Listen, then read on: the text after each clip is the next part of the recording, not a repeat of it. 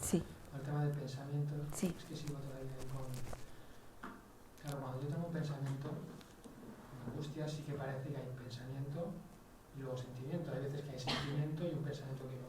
Pero bueno, el tema está en que si yo me creo que ese pensamiento es lo que causa el sentimiento, me enredo y no hay perdón. Entonces, aunque lo parezca, el tema sería darme cuenta que la causa de ese sentir, aunque parezca que es el pensamiento, no lo es.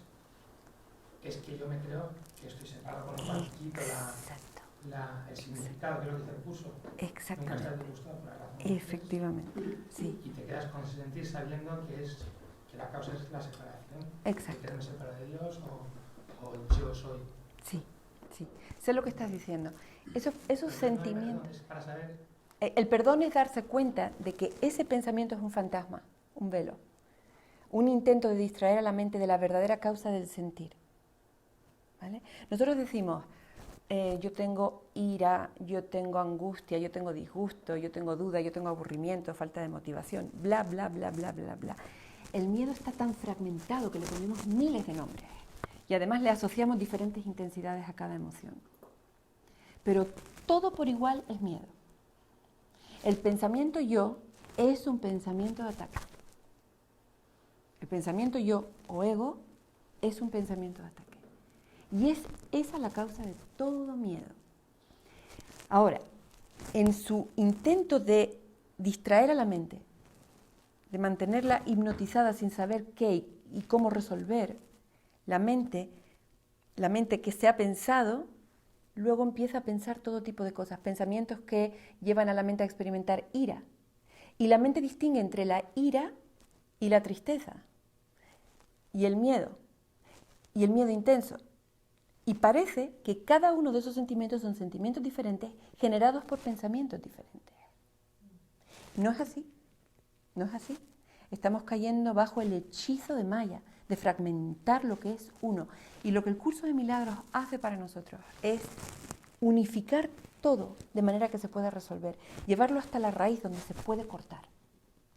Nos dice, todo pensamiento, no importa que te esté generando miedo, ira, angustia, paralización, bla, bla, lo que sea, es miedo. Y todo miedo está causado por la creencia en la separación o pensamiento yo. No es lo mismo ser yo que pensar yo. Pensar yo es terrible.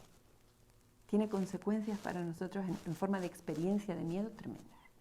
Pagamos un alto coste por pensarnos. No es natural, porque no somos un pensamiento. ¿Eso te ayuda? Sí. ¿Te queda algo? No, la verdad es que me ayuda en cuanto a que sabes atajarlo. O sea, de alguna manera, sí, lo atajas de alguna manera, de la otra manera es como que te sientes culpable porque ya le pones una causa a un pensamiento y ahí como que no hay perdón. Y no solo eso, Luis, si lo sabes ver también, ese pensamiento fantasma es un intento del ego de contenerte, de colocar ante ti un muro que parezca impenetrable. Porque es así para todos nosotros.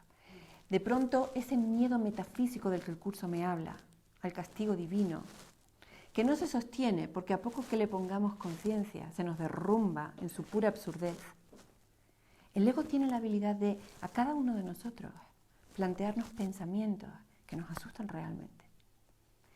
Yo puedo decir, y más aquí, en el que mi conciencia está sumamente atenta, que es absurdo pensar que estoy separada de Dios y que me resultaría fácil desembarazarme de ese pensamiento.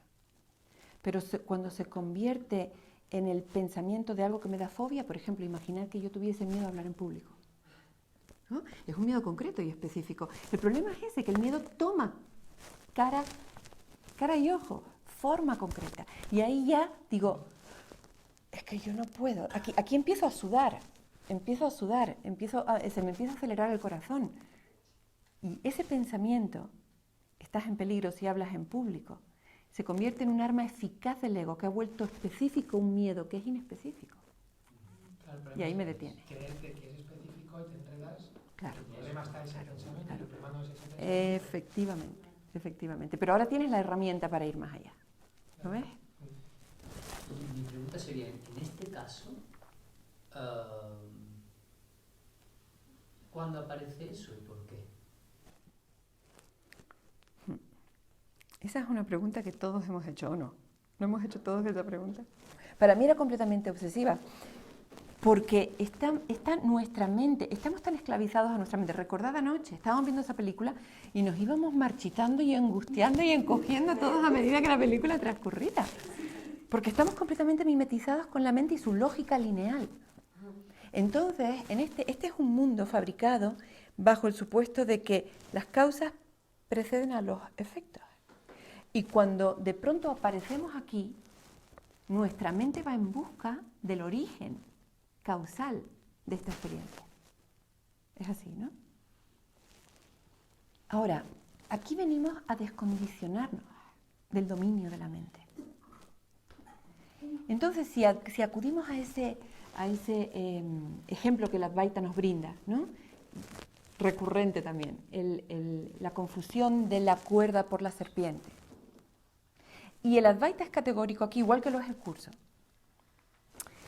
Este mundo no tiene realidad per se, lo estás imaginando. ¿Cuándo? Ahora. Pero este mundo necesita ser consistente en el tiempo, porque es la idea del tiempo. Por tanto, la mente está diseñada para preguntar ¿cuándo surgió? Y para poder ver la absurdez de esta pregunta, tenemos que pensar, en el ejemplo Advaita, por ejemplo, nosotros de pronto hay mala luz, o hemos bebido, o estamos aturdidos, y donde hay una cuerda, vemos una serpiente. Cualquier cosa que hagamos a partir de esa visión será un intento de hacer que la serpiente sea real. Si yo pregunto, por ejemplo, ¿de dónde viene esta serpiente? ¿Quién fue la madre de esta serpiente? ¿Y la abuela? ¿Y la tatarabuela? ¿Dónde apareció la primera serpiente? ¿Te das cuenta? Estoy preguntando un absurdo. Como la física cuántica, ¿no? Que están buscando la primera, de dónde surgió todo y no lo encuentran. Claro, nos lleva a una regresión infinita, tanto en filosofía como en ciencia. El objeto primero. Exacto, es el pensamiento humano, filosófico y científico desde los comienzos. Está buscando la causa material y eficiente de este universo. Ya los filósofos en Grecia lo hacían y los científicos cuánticos hoy en día lo hacen. ¿Qué son esos aceleradores de partículas? Un intento de descomponer protones para averiguar qué aparece en una pantalla por un lapso de tiempo casi imposible. Y podemos pensar que mientras más sofisticados sean los aparatos de medición, y medición es etimológicamente el nombre de Maya, más partículas elementales vamos a encontrar. En física de partículas ahora hay una clasificación de las partículas más elementales de momento. Está en proyecto construir un acelerador de partículas mucho mayor que el que hay ahora. Si eso se lleva a cabo, probablemente descubriremos partículas aún más elementales. Por la idea de la expansión del universo, ¿no? Realmente si el universo se está expandiendo hacia afuera. Efectivamente.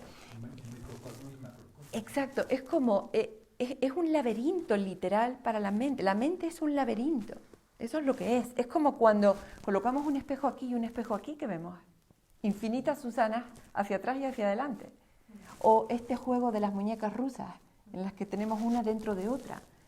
O estas matemáticas fractales que explican ahora el universo, que no son, un fractal no es más que un universo dentro de otro.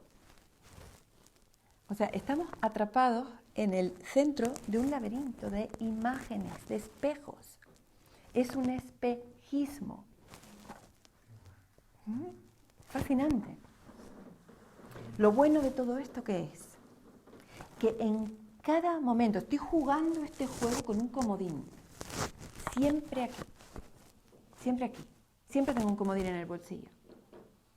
En cualquier momento yo puedo pedir que el juego pare. En cualquier momento puedo hacerlo. Solo tengo que conectar con mi voluntad de ser quien soy.